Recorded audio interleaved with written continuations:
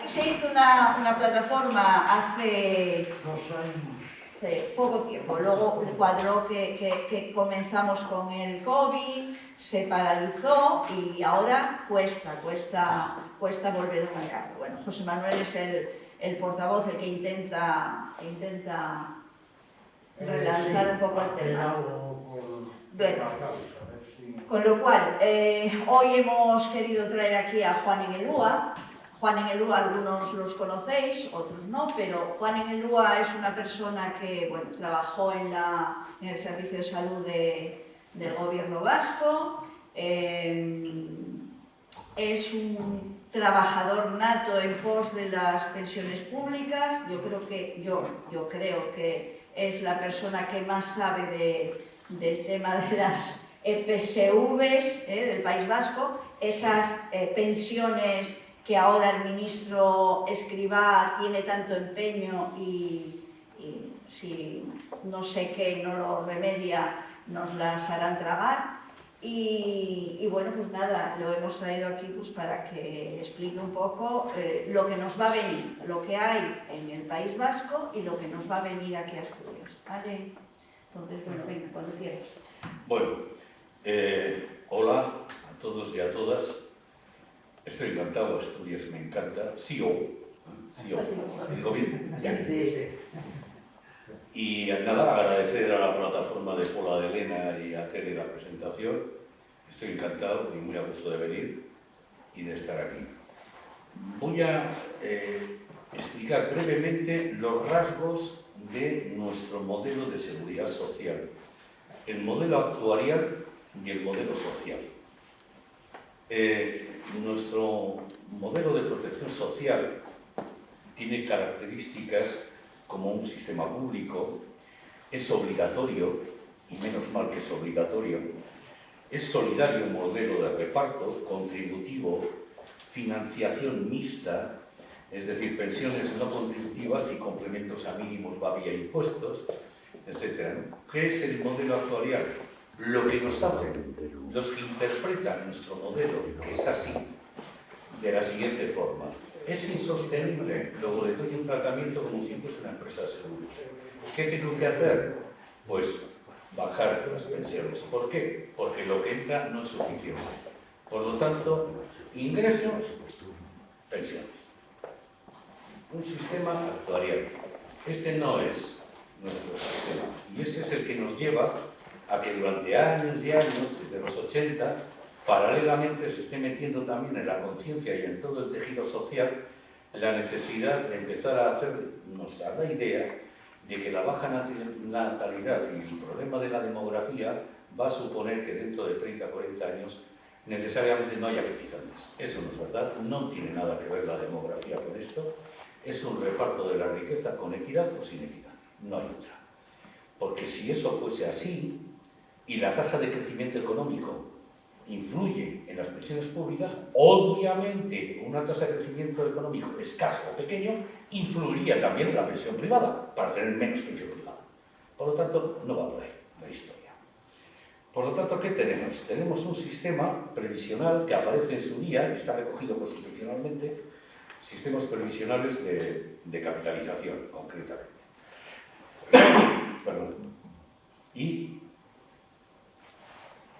desde el año 87, que Felipe González aprueba la ley de fondos y planes de pensiones de empresa, a partir de ahí, enseguida llega el Pacto de Toledo, en 1995, y ya siempre va a estar ahí, más o menos abiertamente, el proceso de privatización. Lo van a ir induciendo, lo van a ir en la medida que puedan. ¿Qué ha ocurrido desde ese momento? Hay unos picos donde sube y hay otros donde bajan, como en el 2008 con la gran recesión. Lo cierto es que a día de hoy, en todo el Estado, hay 2 millones de trabajadores y trabajadoras que tienen una pensión de empleo. ¿Qué quiere decir eso? Es una pensión de empleo de empresa individual. Insisto, individual, se suele decir que son pensiones colectivas. No es cierto, es individual. Se negocian y se pactan en el marco del convenio colectivo. Pero es individual. 900 trabajadores, cada uno en función de su categoría, tienen una aportación de la empresa y otra del trabajador o trabajadora. Por lo tanto, las cantidades son diferentes y son individuales, nombre y apellidos. No es colectivo. Lo que sí es colectivo es nuestra caja común de la Seguridad Social. Hoy por hoy todavía sigue así. Por lo tanto, lo que hacen con esto es ni más ni menos que las entidades financieras, con las fundaciones económicas y todo el aparataje habido por haber, se dedican a insuflar ese miedo y paralelamente empiezan a implicar que es necesario ahorrar. Aparte de nuestras cotizaciones sociales por cuenta ajena, cuenta propia, tenemos también que hacer un esfuerzo de ahorro, porque no puede ser. ¿Y qué ocurre? Pues concretamente en Euskadi, en 1982 se transfiere la competencia de la previsión social complementaria y en 1983 el gobierno vasco saca la ley de EPSV, entidades de previsión social voluntaria. Es lo que los planes de pensiones de empresa, en el resto del Estado, allí EPSV. ¿Cuál es la diferencia?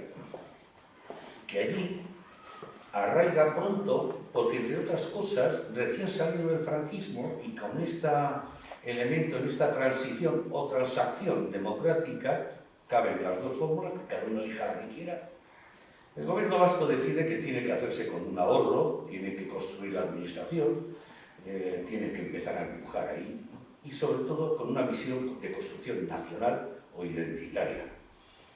Y esto le viene bien pues, para fomentar ese ahorro vasco. En ese momento, estas EPSVs, en 1983, no había un contexto de privatización tan claro. Pero ya en ese momento había gente que veíamos que eso iba a suponer un debilitamiento de la solidaridad vía seguridad social. Con el tiempo nos hemos ido dando cuenta que ese modelo vasco es un modelo privatizador. Tanto es así que el mismo señor Escrivá dice abiertamente que el espejo en el que se mira es en el de las EPSV de Euskadi, y más concretamente la EPSV Geroa del Metal, en Guipúzcoa.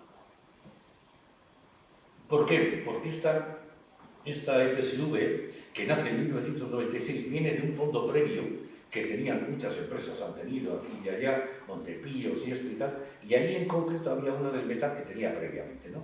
En el contexto jurídico, con la nueva ley de PSVs, pues deciden ADELI, la patronal, y los 4 sindicatos, los 2 sindicatos soberanistas, ELA y LAB, y los 2 sindicatos confederalistas, UGT y Comisiones Obreras, deciden promover eso. A partir de ahí, de 1996, se van incorporando otros sectores.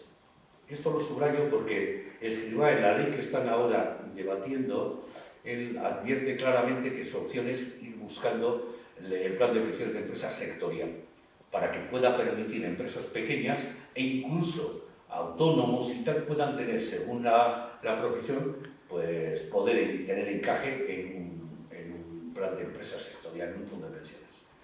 Y se fijan en esto. Y ahí entran la madera, entra el comercio, en Geroa, del metal, entra oficinas y despachos, un montón de sectores.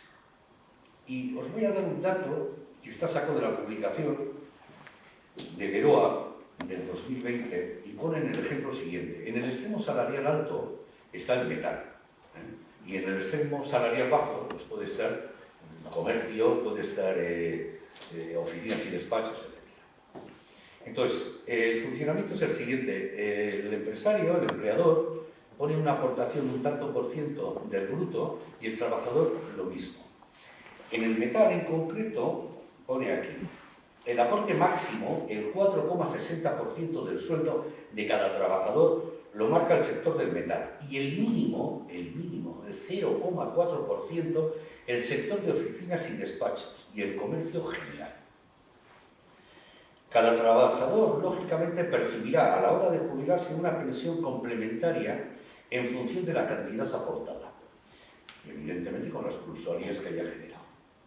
En estos momentos la aportación media de un trabajador del metal es de 110 euros mensuales, es decir, 50-50, se ha dividido empleador, lo que supone una expectativa de complemento de pensión de 220 euros mensuales, llegado a la jubilación. Pero por contra, la de un asalariado del comercio apenas aporta para suplir 4,58 euros al mes, cuya expectativa es únicamente de 10,5 euros. Lo que no sé es si son capaces de preguntar al sindicato que firma qué hacen ahí y qué no hacen. Pero estos son datos oficiales, no es un run-run. Es decir, como todo en esta vida, tendremos salarios altos y salarios bajos, segmentos sociales bien situados y otros menos. Y los tenemos incluso en estas EPSVs. Digo, pero está también, sobre todo, en el sector público, administración local, foral y autonómica. En total, pues vienen a ser 130.000 trabajadores públicos con una EPSV desde 1986 en la Diputación, 2005 en Osakidetza, luego han entrado la Ertzaintza, etc. Si es muy discutible ideológicamente esto en el ámbito de un sector privado, en el sector público personalmente creo que es inasumible, es infumable, es indecente. Y digo por qué. ¿Qué masa salarial tienen los trabajadores públicos? Yo trabajo en Osakidetza. ¿Qué masa salarial tenemos nosotros? Pues la masa salarial que aporta cada elemento y trabajadora y ciudadano que paga sus tributos, lo que recauda la Hacienda cada año y lo que se decide subir y pagar las condiciones salariales y laborales del trabajador público. Por lo tanto, con recursos públicos yo puedo tener unas condiciones salariales y laborales razonablemente buenas, jornada completa, conciliable, etcétera, etcétera, etcétera. Y encima, aparentemente, tengo derecho a que me complemente el resto de trabajadores y trabajadoras con su esfuerzo fiscal para que yo pueda tener un complemento, complementar mi pensión pública próxima o futura, con desgravaciones fiscales, evidentemente, para hacerlo más atractivo. Es directamente una ignominia, es una ofensa. Evidentemente no dará votos, pero confío que esto la gente vaya viendo que el sistema y la hegemonía cultural capitalista te lleva a la desigualdad, pero nuestra práctica política y sindical también te lleva a ello, en vez de a reducirla. Por lo tanto, esto va a haber que revisarlo. Y me imagino que el precariado vasco o español tendrá que ir dándose cuenta poco a poco de qué práctica te lleva a una cosa o a otra. Las EPSVs y el plan de pensiones de empresa que proponga el señor Escrivá es un modelo segregador, clasista. Hay gente que directamente no puede ahorrar, ni quiere igual. Por lo tanto, segrega, es el apartheid social, evidente. Es un modelo, además, de capitalización. ¿Qué quiere decir eso? Nosotros tenemos una seguridad social y un modelo de prestación definida. Quiere decir que está predeterminada la prestación. En este modelo de PSVs y del señor Escrivá es de capitalización. Quiere decir que es de acumulación individual, no va a una caja común, no se reparte. Pero además es de capitalización y quiere decir que es de aportación definida. ¿Qué quiere decir la aportación definida? Que el trabajador o la trabajadora hace una aportación fija. Lo que vaya a rescatar el día de mañana es variable. ¿Y variable qué quiere decir? Pues igual te han gestionado bien la cartera y tienes una plusvalía baja que incluso ha quedado por encima de la inflación de media de 20 años. Bueno, ay, ¿y si es para abajo? Pues es para abajo. Y si se llega incluso a desaparecer, como ocurrió con la ONCE hace años, o la Telefónica, pues la Seguridad Social absorbió a esos trabajadores porque, si no, ¿qué hacían? ¿Qué hacían? No había cotizado, nada más, aportaciones ahí. Por lo tanto, eso hay que advertirlo. El riesgo es de uno. En la Seguridad Social no hay riesgo individual. El riesgo es colectivo, si lo hay, que no lo hay. Por lo tanto, esto es muy importante. Salida individual frente a salida colectiva. Derecho individual frente al derecho colectivo a la seguridad social. Y ahí estamos entrando. Esto se dirige, tengo aquí unos datos curiosos. Las empresas entre 20 y 49 ocupados están alrededor de 45.000, mientras que las que tienen entre 50 y 249 no llegan a 16.000. Microempresas, menos de 10 trabajadores, tienen un peso muy elevado en la aportación de valor añadido y en el empleo representan el 22% frente al 18% en la UE. A esta gente es a la que le quieren llevar este producto. ¿Por qué a esta gente? Porque cuando empezó a arraigar esto, allí en Euskadi y en el Estado, en el resto del Estado, arraigaba allá donde había gran empresa, capacidad económica, presencia sindical, buenas condiciones, buen empleo estable, etcétera y tal. Y eso puede ser, pues, la CAF, o Petronor, o Mercedes en Euskadi, una empresa de 5.000 trabajadores, y aquí las que haya, por aquí, por allá y tal, ¿no? Es decir, la gente que está bastante bien en general, de repente se encuentran con un plus de protección social aportado, insisto, por todos, ¿no? ¿Qué hace la Administración? La Administración abandona lo que es su compromiso, que yo entiendo que debe ser el compromiso, que es generar el bienestar social a toda la colectividad, a toda la sociedad. Tiene que esforzarse porque la sociedad sienta el bienestar repartido, de cada cual según su capacidad, a cada cual según sus necesidades. No se hace. Se decide arbitrar y diseñar una fiscalidad absolutamente atractiva para que estos sectores en concreto, que encima son los que votan, pues en una relación clientelar, pues tengan este tratamiento. Y ahí se incorporan las complicidades directas de partidos y sindicatos. En mi opinión, esto indica que hay una mentalidad extractiva de lo público que encuentra acomodo en estas organizaciones sindicales y políticas. Yo no voy a dudar que sean sindicatos de clase, así se llaman ellos. No voy a dudar cuando les oigo con una verborrea y una retórica incendiaria de cuidado, un activismo frenético. En fin, pero algo no me cuadra, ¿no? No me cuadra. Tengo más bien la sensación de que se está ocultando otra cosa, ¿no? No solamente, ya digo, en Euskadi, digo en general, ¿no? No se gana en transparencia, se trabaja la apariencia.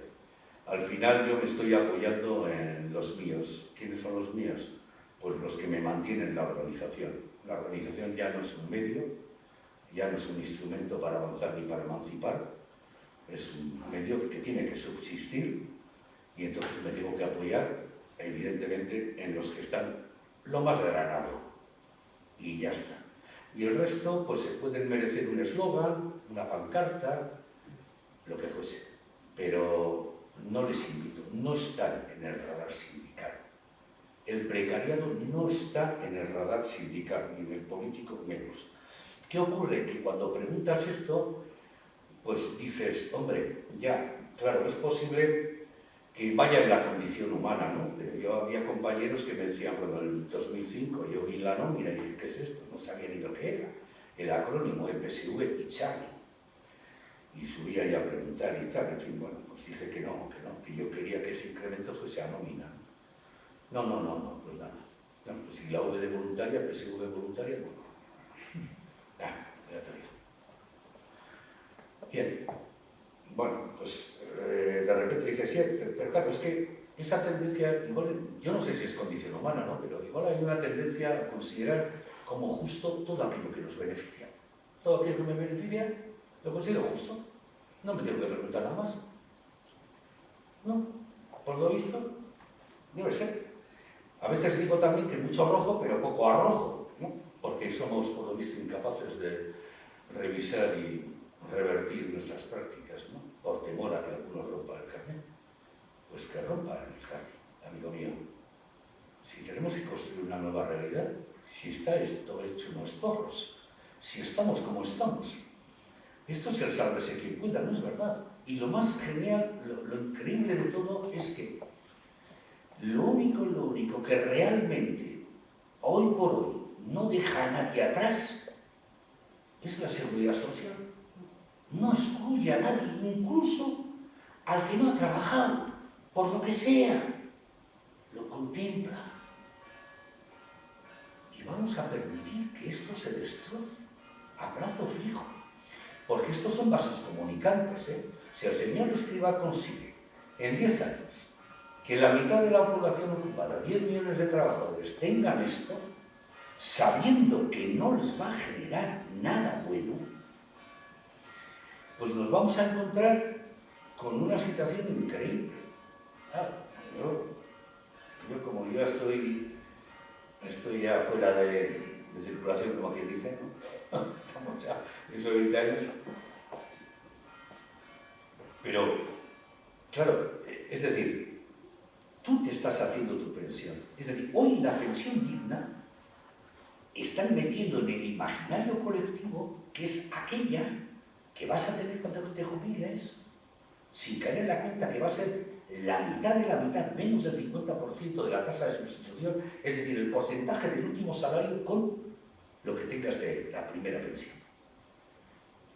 Nunca se da cuenta y piensas que lo siguiente es que tienes que ahorrar, es decir, vincular la capacidad de ahorro para que puedas tener una vida cuando dejas la actividad laboral mínimamente suficiente y digna. Es terrible la situación que se va a vivir, porque si esto va ascendiendo, va bajando necesariamente la pensión pública. Eso está en Europa. Se jubilan en Irlanda una señora, directora de un banco, y un señor que tiene ahí un pazo. Van a cobrar la misma pensión pública, la misma, básica. Este señor del banco a lo mejor tiene un buen plan, ella a lo mejor ha ahorrado algo, este tiene, aparte del ahorro personal, pues un plan de pensiones de tal manera, pues, bueno, oye, adelante. Pero esto aquí no va a ser, esto aquí no puede ser. A mí me parece muy fuerte. Tengo muy claro, lo decía tengo aquí la cita y me encanta, la de Francis Bacon. La riqueza es como el estiércol, de nada sirve si no se desparrama. Y no estamos por la labor. Yo tengo la sensación de que no estamos por la labor, no se gana transparencia. Y luego en Euskadi, claro, yo personalmente entiendo que hay un problema, ¿no? Claro, hay una segmentación identitaria también incluso para esto, ¿no? Y claro, frente a esa segmentación identitaria de la sociedad, hombre, yo prefiero plantear el fortalecimiento de nuestro vínculo común de ciudadanía, ¿no? Por lo tanto, me preocupa la pensión del administrativo de Amorebieta y del fontanero de Guadalajara. Joder, o sea, yo creo que esto tenemos que empezar a entenderlo bien, ¿no? ¿Cuál es la diferencia ahora? Pues por un lado, si esta pensión de Escrivá sale adelante, que tiene toda la pinta de salir, otra cosa es ver, digamos, qué enmiendas parciales se aceptan o tal. Pues solamente queda el siguiente plazo, el siguiente plano, ¿no? Aquí todos los que estáis y las que estáis y los que estamos, pues sabemos lo que es un convenio colectivo, lo hemos tenido que vivir, o los estaremos viviendo, los que sigáis trabajando. Por lo tanto, este aspecto igual ha entrado, no ha entrado en nuestro terreno, pero igual entra mañana. ¿De la mano de quién? Pues en el nivel del Estado, de UGT y comisiones, salvo que haya otros sindicatos que tengan presencia en un sector determinado y derecho a negociar, pero esos son los que estarán. ¿Por qué no se ha incrementado a lo largo del año, de los años?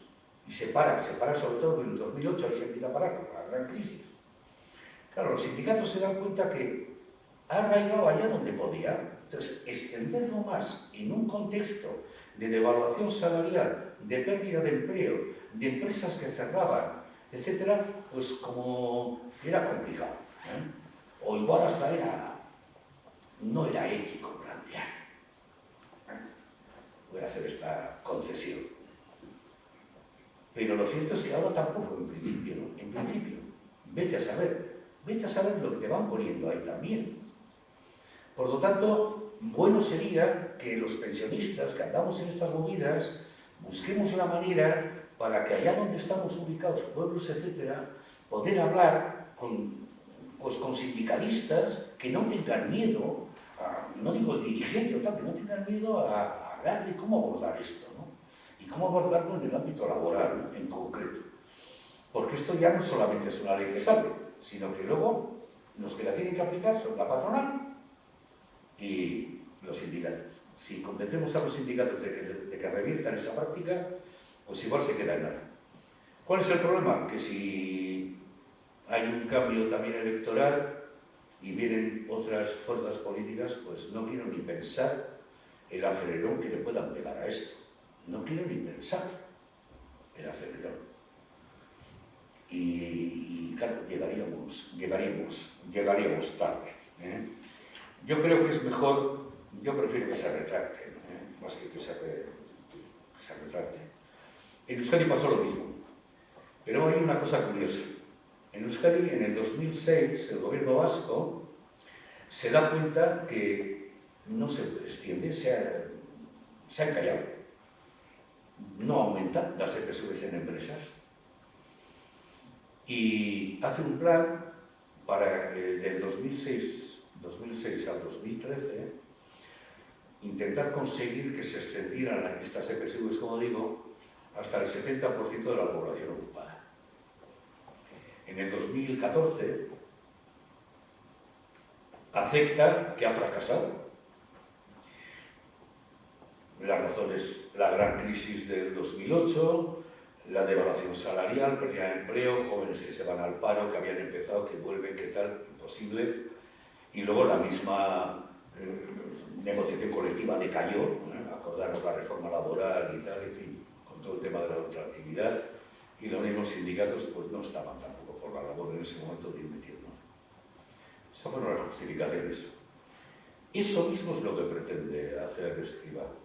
Y eso mismo es lo que pretende hacer el Lehendakari Urkullu en Euskadi. Dos cosas distintas. Le preocupa que el ahorro vasco no vaya a ser gestionado por entidades estatales como la COE, UGT, comisiones, etc. Y hablan así, ¿eh? El ahorro vasco. Hay que tenerlos bien plantados. Esa es su preocupación.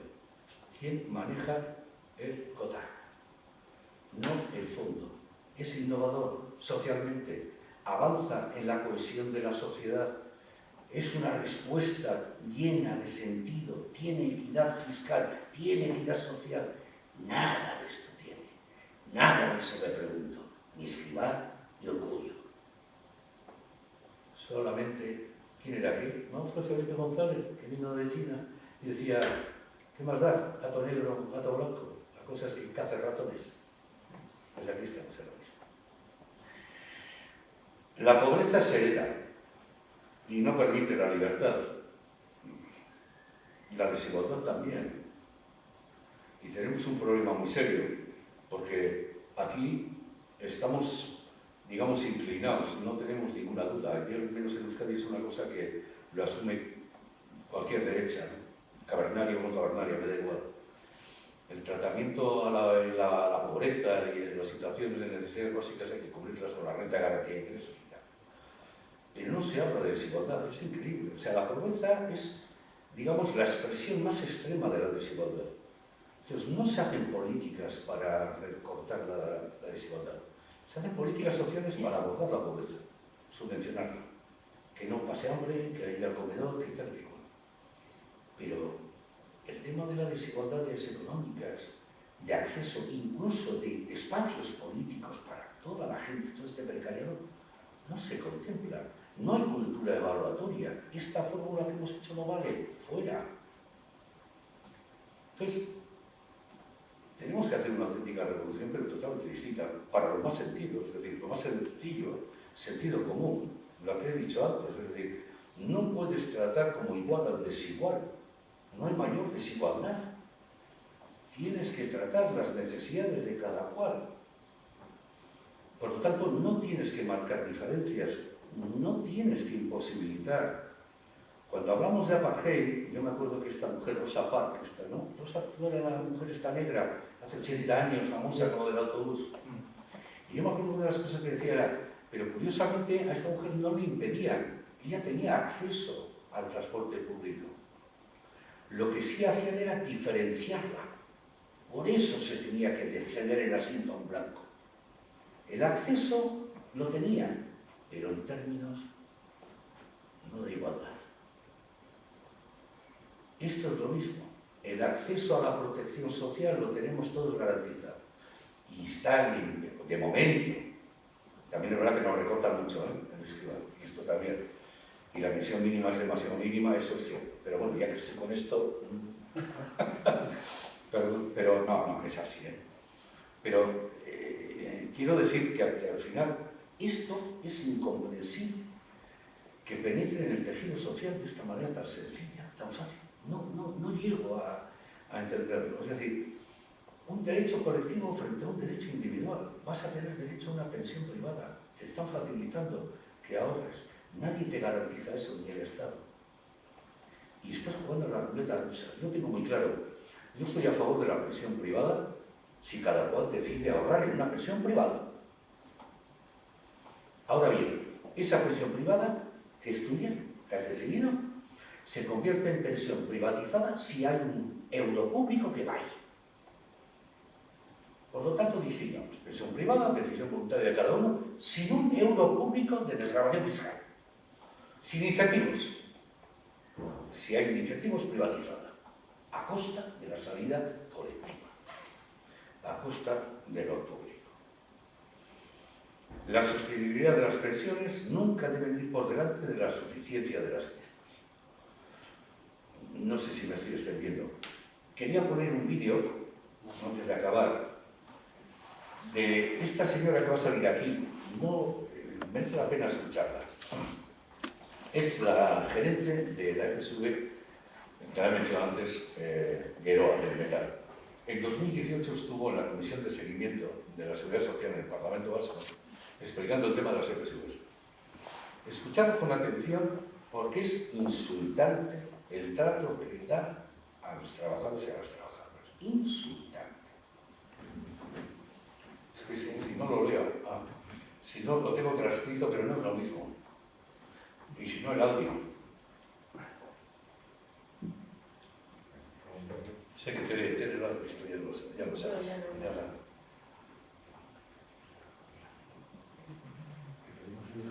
Y ya terminamos y hablamos un ratito, porque si no, esto es un rollo. No se da muchos datos. Alguno más debería daros, sí, os voy a dar un par de datos, sí, si me dejáis. Sí, porque me parece que esto es un chico.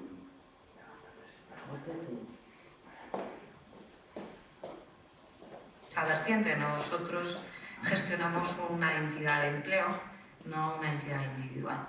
Por lo tanto, no es un ahorro a largo plazo que utilizamos para la boda de un hijo, como muchas veces nos dicen que necesitan cobrarlo de una sola vez, el Audi que no han tenido nunca, que se quieren dar esa alegría para el cuerpo, ese viaje de su vida. No, es un modelo que se ha definido, que se constituyó, que se ha ido desarrollando con la idea de complementar única y exclusivamente. No somos la panacea, no podemos servir de la caja de Pandora para resolver todos los problemas de otra falta de ahorro, no solo para complementar las pensiones, para tener la capacidad y el poder adquisitivo cuando ya no estás en activo, cuando eres pensionista. Entonces, los complementos, en nuestra también opinión, deben ser abonados en forma de renta. La sociedad, les puedo asegurar, que no sabe lo que es esto y entre otras cuestiones, es una especie de espejismo que es entendible cuando una persona, un trabajador, viene a nuestras oficinas y ve que tiene acumulado un patrimonio de 40.000 o como consecuencia de haber tenido una incapacidad, un patrimonio de 65.000 y le vamos a transformar ese patrimonio en 200 euros al mes, dicen, pero me están timando ustedes, ¿qué les pasa? Tienen los 65.000 de golpe, ya me arreglaré yo. No tienen ninguna cultura financiera el 80% de nuestros trabajadores, pero sean de distintos niveles o cualificaciones.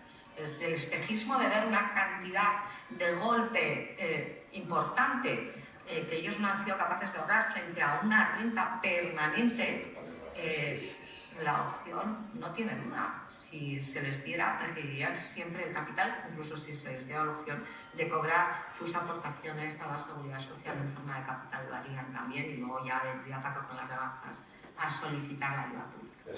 Esa vertiente, nosotros gestionamos una entidad de empleo, no una entidad individual. Bueno, Por lo tanto, no es un ahorro a largo plazo que utilizamos para... Bueno, esto entiendo que es drogadura, a mí me sigue dando una patada en la tripa cada vez que... Y algún día tendré ocasión de tenerla frente y dirigirme allá con educación y explicarle un par de cosas. Pero es brutal, brutal. Brutal lo que dice, cómo lo dice, qué tono, es decir, así está. No hay autonomía personal, no somos capaces de autogestionarnos, no reivindicamos. O sea, nos llevan para aquí, para allá, nos insultan. Hostia, es acojonante. Voy a dar los datos y charlamos un ratito de lo que queráis hablar. Aquí hay una aportación con respecto a las mujeres en Euskadi. Fijaros, la aportación media por asociado se cifró en 2017, la media en 2017, en 927 euros anuales. Eso para ir ahorrando. La distribución de asociados asociadas por tramo de aportación refleja la elevada presencia de personas que aportan al sistema una cantidad inferior a los 300 euros al año. Es en el colectivo femenino donde son más... Nosotros gestionamos una entidad de empleo, no una entidad individual.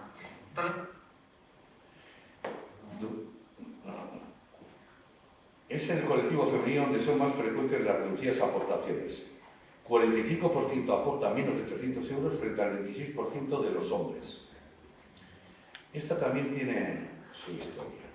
En 2017, no leo más, hay más, las prestaciones superaron los 407 millones de euros, es decir, lo que rescatas porque ya llegas a la jubilación o alguna contingencia contemplada en los estatutos.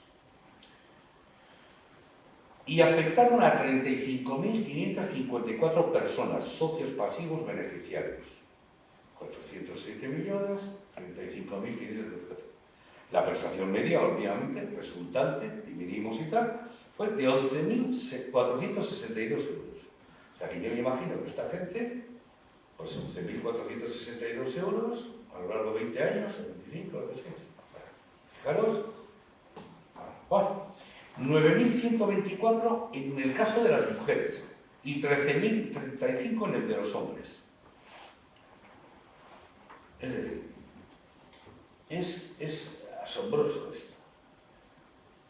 ¿Cómo es posible que un trabajador no se dé cuenta que esa aportación que hace el empleador a ese número de cuenta en esa EPSV o en ese plan de pensiones de empresa, esa ya no va, no computa, no va a tu base de cotización?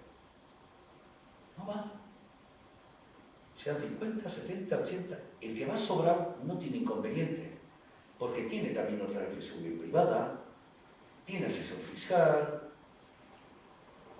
y luego a la hora de rescata este año, el otro aquí, quito allá, y entonces, pues fiscalmente le ha venido muy bien, ¿no?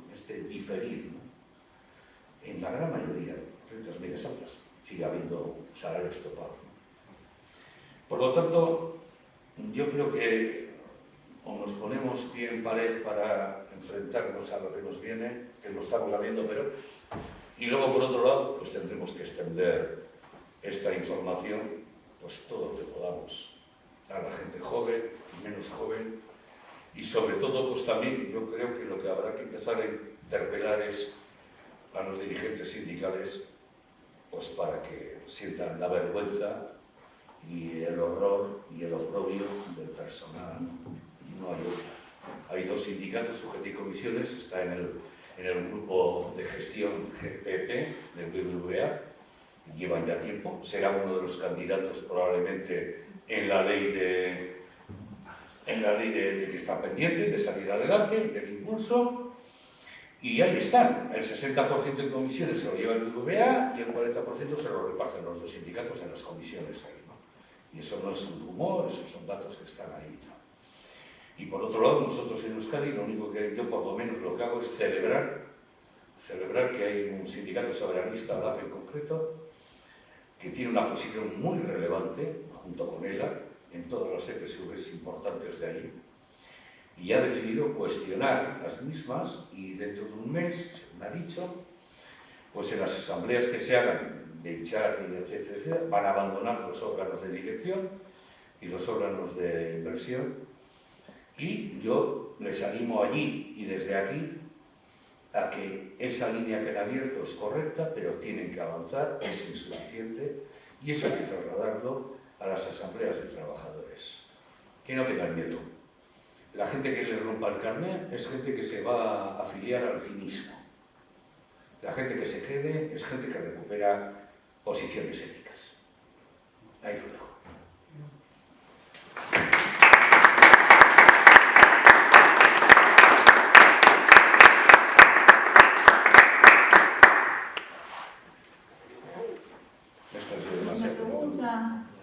¿Alguna duda? Me he extendido demasiado. Yo os diría, en primer lugar, me preocupa mucho la ley, se lo contaba antes a la compañera, me preocupa muchísimo, muchísimo que la ley que va a salir, bueno, las enmiendas que hay en este momento, creo que era Esquerra, Bildu, BNG, Unidas Podemos. Las enmiendas son precisamente para rebajar el aporte económico público. Pero es que yo me niego a que haya ni un solo euro de dinero público para unas pensiones privadas, las llamen de empresa, las llamen de lo que quieran llamarlas, pensiones privadas de gente que se puede permitir el lujo de pagarlas. Porque no todo el mundo, yo es que estoy pensando en esos trabajadores que están en este momento, que no llegan ni a cobrar el salario mínimo, porque sabemos perfectamente que aunque la ley que se ha hecho, que han trabajado tantísimo por ella, de que lleguen a un salario mínimo de 1.000 euros, sabemos perfectamente que algunos no llevan 1.000 euros a casa. ¿Pues por qué? Pues porque tienen empresarios corruptos o llamémoslos como quieran, que están pagándoles menos de ese dinero. Y o lo quieres o te vas a la calle y como tienes la deuda tienes un rapacín o dos, tienes la hipoteca, tienes no sé qué, pues tragas y sigues trabajando. Y esa es la situación que se da. Entonces, ¿cómo vamos a permitir que un euro público vaya a unos planes de pensiones de empresa de trabajadores pues que a lo mejor trabajan en la sanidad o en la educación o una persona grande que tiene la oportunidad de cobrar un buen sueldo? Es que a mí me cuesta mucho trabajo, me enerva este tema, ¿no? Y esa es la situación que desgraciadamente se va a aprobar y que se va a aprobar, bueno, pues intentando esos grupos políticos que han presentado enmiendas que vaya lo menos posible para esas pensiones privadas. Pero efectivamente, o sea, es que y cuando tengamos nuevas elecciones y cambiemos, que va a cambiar si no alguien, no sé, el Altísimo lo remedia, venga otro gobierno, ¿qué le va a impedir subir esas cotizaciones, ese dinero público, ¿no? A mí me preocupa muchísimo, compañeras y compañeros, me preocupa muchísimo el tema. Sería equiparar lo mismo que no nos iba a costar un céntimo lo de rescatar a la banca, y estamos en la misma. Es otra vez volver a poner dinero público para el privado y asumir las pérdidas lo público y las ganancias lo privado. Y no puede ser eso. O sea, hay que saber explicar eso a la población, a la gente, porque es que... Fíjate, hemos pasado de una democracia de ciudadanos contribuyentes, de alguna manera, a otra otra pseudodemocracia, digo por llamarlo así, de clientes acreedores.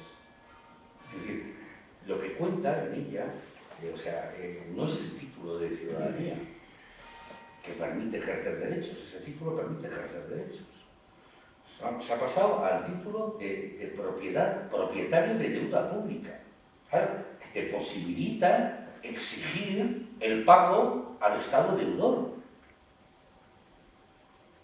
Claro, aquí tenemos mucha deuda, tal, y todos ahí, tal, y... pues no se paga la deuda, no se paga. Y le dices, oye, que esa PSV tuya tiene el 40% ahí de deuda en un par de cositas.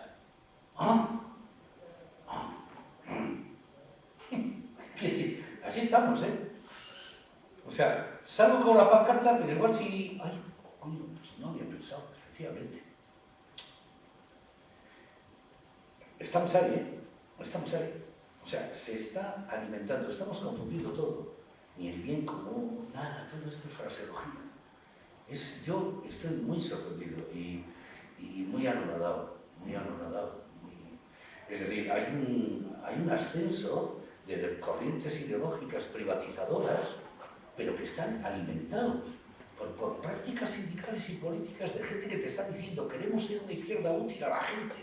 Y yo digo, por favor, madre mía, si no hace falta estudiar ciencias políticas de verdad, si solamente es esto, lo que he dicho antes. Hay dos maneras de hacer una reforma fiscal, no hay más que dos. Una, contemplarla como un cajón de reclamos electorales o como un instrumento para reducir la desigualdad, no hay otra. Los sindicatos la están contemplando como un cajón de reclamos electorales. No hay ni uno que no señale al impuesto de sociedades de las empresas. Hay que reducir esas exenciones fiscales, esos beneficios fiscales o el uso fiscal de la base imponible del impuesto de sociedades de las empresas. Incrementar los tipos, tanto. Oye, y no dicen nada de los beneficios fiscales de este producto. No dicen.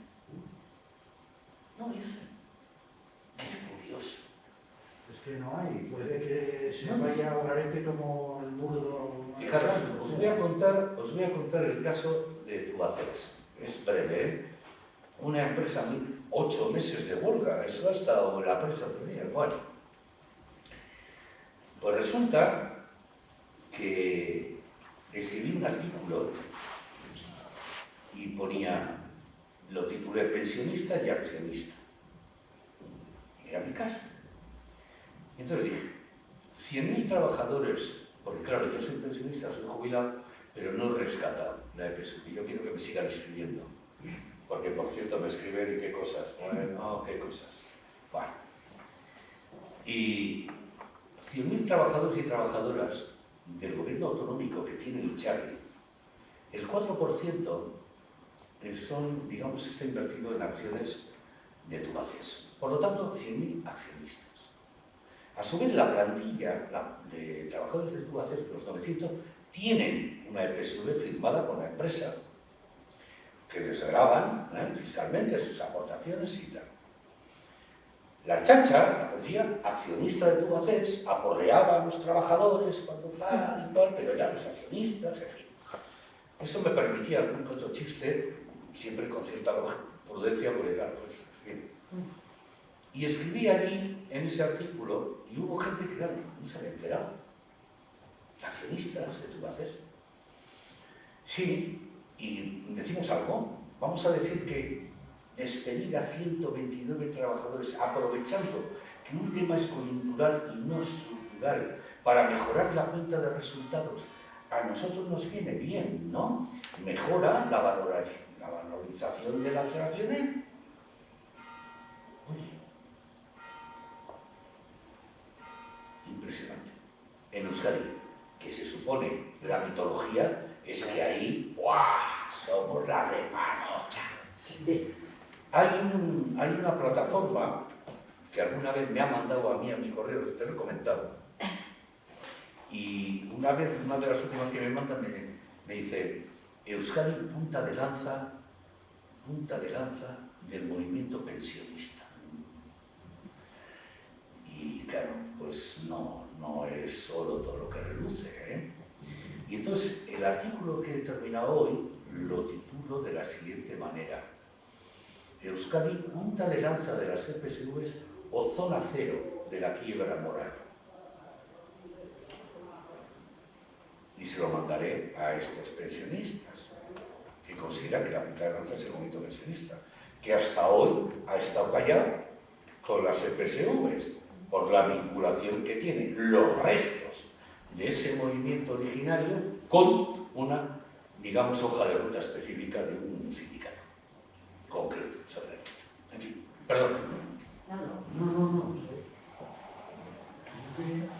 Tengo muchas preguntas y presta oírte además porque nos aportas unos valores que no se suelen escuchar, ¿eh? Y entonces es muy gratificante oírte hablar de esa manera. Pero bueno, vamos a ver.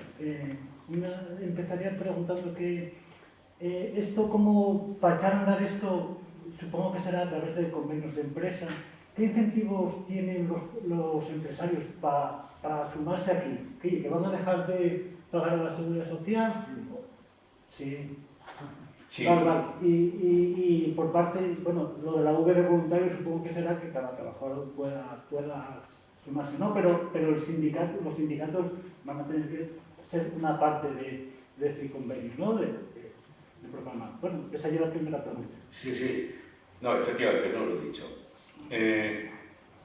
Para hacer atractivo la ley, el señor Escrivá, en este caso concreto, una de las cosas novedosas que va a hacer, que lo tiene contemplado, otra cosa es que se tire para abajo, o se reduzca en algo, es recuperar, modificar la ley de la Seguridad Social y volver a la situación del 2013.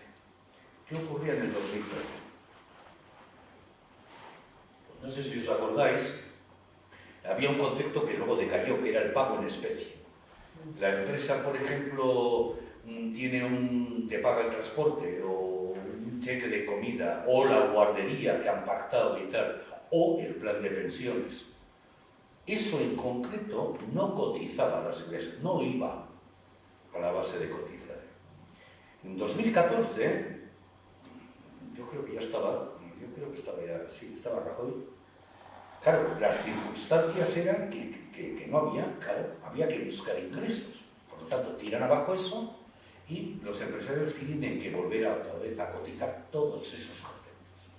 Pues ahora vuelve a recuperar esta parte y tiene intención de la parte, y hay un cálculo más o menos bien citado, yo creo que era 400 euros por trabajador y año, volver otra vez a dar la posibilidad. No sé lo que le dirá Hacienda, porque yo creo que Hacienda anda reticente con eso.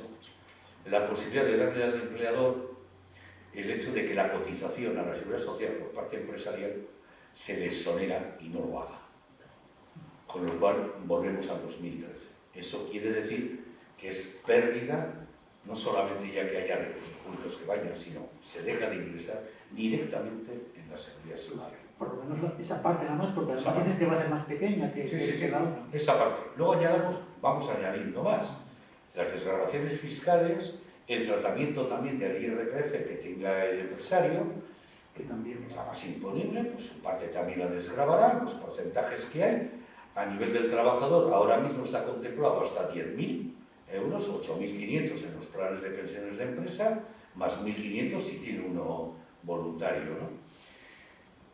Ahí hay unos elementos, luego también lo tiene con el autónomo, etc., ¿no? Entonces se está poniendo esa especie de... Pero yo creo de todos modos que no va a ser suficiente, ¿eh? En este contexto la cosa es complicada. Curiosamente, en Euskadi sí hay una normativa fiscal, pero no puede ir a lo mismo. A ver si me explico.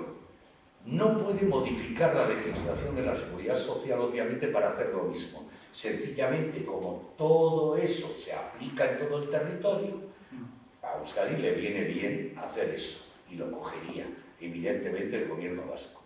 El tratamiento fiscal será diferente, porque hay que marcar diferencias, eso está claro, y no solamente eso, sino que habrá más cosas, ¿no?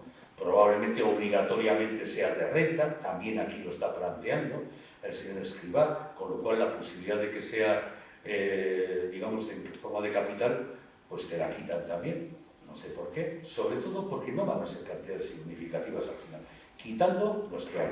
En Euskadi hay 90.000 salarios topados, y prácticamente en todo el Estado creo que son 1.800.000. Entonces, a partir de ahí, claro, pues 60.000, pues los hay, con 50.000 creo que los hay, y con 40.000 y 30.000 también los hay. Hay un salario medio más alto, pero eso no quita para que te encuentres con que hay personas que están aportando cantidades absolutamente ridículas, nada significativas, que le van a quedar al final en una ridiculez. Y se van a encontrar, mientras tanto, con una pensión pública cada vez más menguante. Y eso se nos está escapando, pero así, entre los dedos, ¿no? Eso es lo que hay, no sé.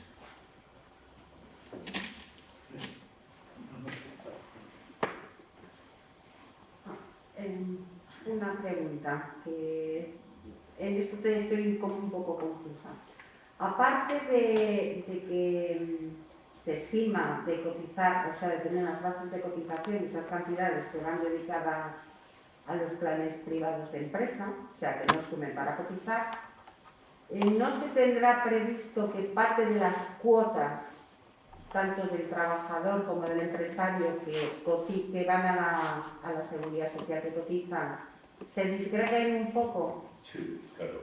Porque hay todavía el riesgo que va mucho mayor. O sea, una parte, si ahora es el 26 y pico, 28 y pico, la parte empresarial, nuestro salario diferido, que actualmente va a la seguridad social, ¿no tendrán contemplado que a partir de ahora va a ser un 23 y pico para allá?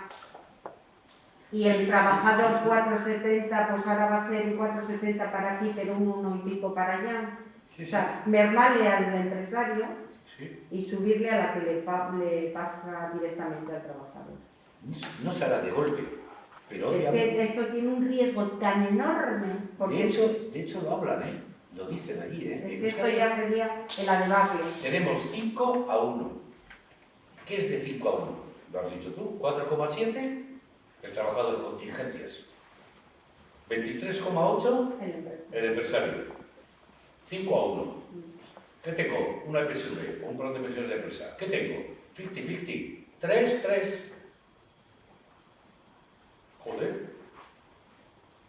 Vale, asumo ese coste laboral, pero probablemente, según quien me venga, de aquí a poquito, me baja 23, me dejan 20.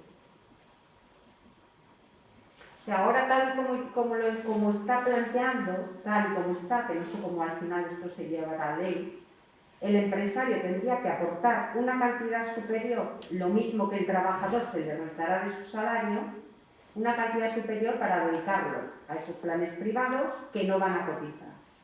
Tal y como supongo que lo están planteando, pero claro, puede pasar que mañana en vez de plantearlo así, yo le diga al empresario, pues ahora en vez del 26 y pico, tú vas a dedicar el 23 a la seguridad social y el 3 y pico a planes privados de empresa. Y empiezo con ese porcentaje y ya veremos a ver cómo termina. Sí, sí. Con lo cual entonces ya vamos a una pensión de subsistencia, lo otro, el porcentaje restante, a unos planes de inversión que aunque ahora deduzca fiscalmente, después lo voy a tener que aportar, que encima tienen comisiones y que puede que lo recupere o no. O sea, es terminar con el sistema público de pensiones definitivamente. No, es a plazo fijo, son 20-25 años. A poco que esto se instale en 10 millones de trabajadores, aunque sean 10 millones de trabajadores, como te digo, en empleo, imagínate el convenio de la hostelería, el convenio del comercio, el convenio de tal, convenios que bueno, ahí están y tal, pues ya está. Es decir, ya el tejido social ha quedado ya. Es decir, un recorte lo puedes tirar abajo, un recorte. Una mentalidad que ya han dado ahí en esa mentalidad social, la salida privativa, desprivatizar la mente socialmente es complicado. Por eso, claro, el trabajo es enorme para hacer a ese nivel. Y efectivamente es que es así, es que no hay otra. Vamos a eso. Y pero actualmente no lo tienen planteado así. No, pero ya llegarán. Es decir, el efecto es el siguiente. Si yo voy consiguiendo que esto vaya penetrando, evidentemente voy a recortar y hay más maneras de recortar. Por ejemplo, en un momento determinado dejo y amplío la casuística para que el empleador pueda, por ejemplo, también reducir la cotización empresarial, bajar de ese 23,8 a 21.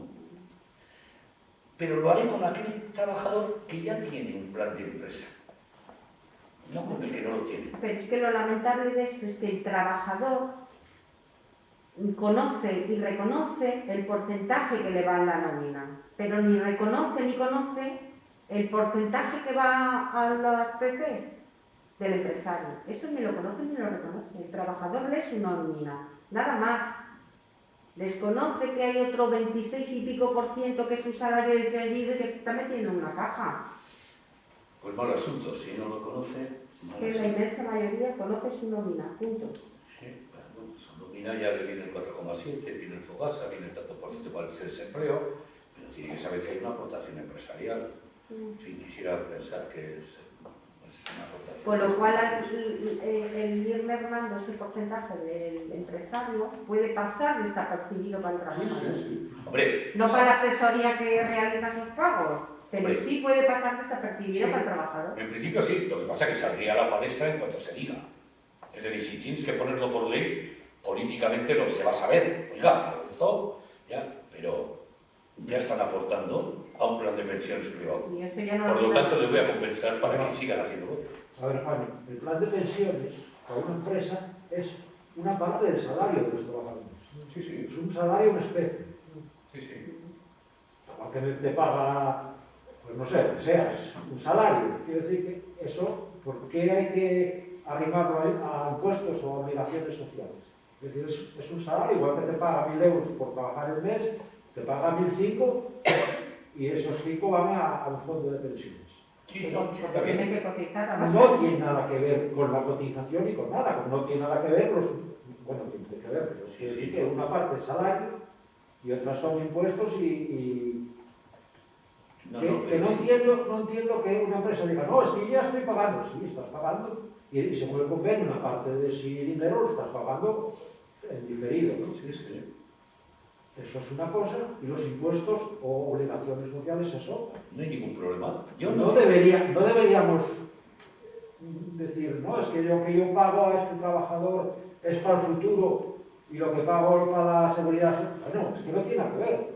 Hay una parte que tú pagas al trabajador y otra parte que pagas al Estado, ¿no? Es que... Yo, Javi, la única pega que le veo a esta historia es si en una empresa el trabajador o los trabajadores y el empresario aceptan dentro de un convenio colectivo abrir una fórmula como un plan de pensiones de empresa, pues oye, bien, pues lo han decidido ahí. Lo único que yo pido es que no se incentive fiscalmente desde la administración, que no se incentive fiscalmente y luego, en segundo lugar, que el trabajador sepa que los 40 euros que te pone el empresario ahí, esos 40 no han pasado por la nómina. A ti te detraen de la nómina, de salario real te detraen 40 y te ponen aquí. Y el empleador te pone 40. Esos 40 que pone el empleador no han pasado por tu nómina, no computan. Es lo único que quiero que la gente sepa. No computan, nada más. No computa, no pasa nada, pero no computa, que lo sepamos, nada más. ¿Por qué? Pero no computa porque no ha pasado por tu nómina, ¿entiendes? Nada más. Bueno, mira, a ver, en la minería, por ejemplo, uno de los salarios en especies era el vale de carbón. A partir de no sé qué año se decide que tiene que pagar su porcentaje de Hacienda. No recuerdo cómo se hacía, pero si el vale de carbón eran 50.000 pesetas al año, pues 2013. te lo ganado y pagabas la parte. O había otra forma que era pagar el IVA de ese vale de carbón. Había las dos opciones, no sé al final cómo quedó la cosa. Quiere decir que no lo ves en el libramiento, pero al final pagabas por ello. ¿no? Que IRPF es una cosa, IRPF es una cosa y Seguridad Social es otra. Claro. Sí, es otra cosa, ¿eh? Es decir, en este caso concreto, ¿qué hace la empresa? te coge y te dice, oye, mira, efectivamente es un salario diferido. ¿Qué quiere decir? Que lo vas a cobrar. Es decir, se acaba de... No es un salario, es un ahorro. En este caso es ahorro. Ni siquiera es factor trabajo, es capital. Es ahorro tuyo, capital. No es factor trabajo, ¿eh? Nosotros jugamos con la seguridad social desde el factor trabajo. Y ahora nos quieren meter el factor capital para la seguridad social. Son cosas distintas. Porque además no te garantizan nada. Puede ocurrir de todo. Como antes he dicho, con la 11 o con la telefónica. Por lo tanto, te dice la empresa, oye, mire, va a ser ahorro diferido. Se en vez de gastar hoy, gasta mañana. Dentro de 20, 25 años, ahorro diferido. Bueno, pues vale, bien. Pero te coge y te dice también Hacienda, también, la fiscalidad la dejamos para más adelante. Es más, lo que vaya aportando, le voy desgrabando año a año. Y luego ya cuando llegue a rescatar, ya veremos luego. Porque luego, claro, obviamente, solamente faltaría más. Voy a pasar por Hacienda y voy a ver si considero capital o considero ahorro. Porque en función de una cosa u otra, tengo unos tipos, tengo otros. Y si es alguien que ha manejado bien y está informado, pues sacará ventaja de esa situación. Nada más. Por lo tanto, ¿es un diferimiento del ahorro? Sí. ¿Un diferimiento fiscal? Sí. ¿Por qué? ¿Por qué? Dejamos de recaudar. No, señor. No, señor. Necesitamos recaudar porque las necesidades son muchas. Entonces, no pasa nada que no haya ese tratamiento fiscal. Y adelante. Excepto en la administración pública. Ahí ni siquiera eso. Eso lo tengo clarísimo. La administración pública, para nada. Pero estos son mis argumentos, no tengo más. En la empresa tuya, Javi, pues masa salarial, la creáis vosotros, con vuestro trabajo. Y el valor añadido era el vuestro. Eso lo tengo en cualquier empresa privada, ¿eh? Eso lo tengo muy claro. Ahora, mi masa salarial a mí cuando me pagaban, era de los tributos de todo Cristo, ¿eh? De mi café con el IVA, ¿eh? Por eso te digo que de repente pensar que yo tengo derecho. Oyes hablar a la persona así, ¿eh? Oyes, ¿te piensas que es como las vacaciones, cuando se ganaron las vacaciones?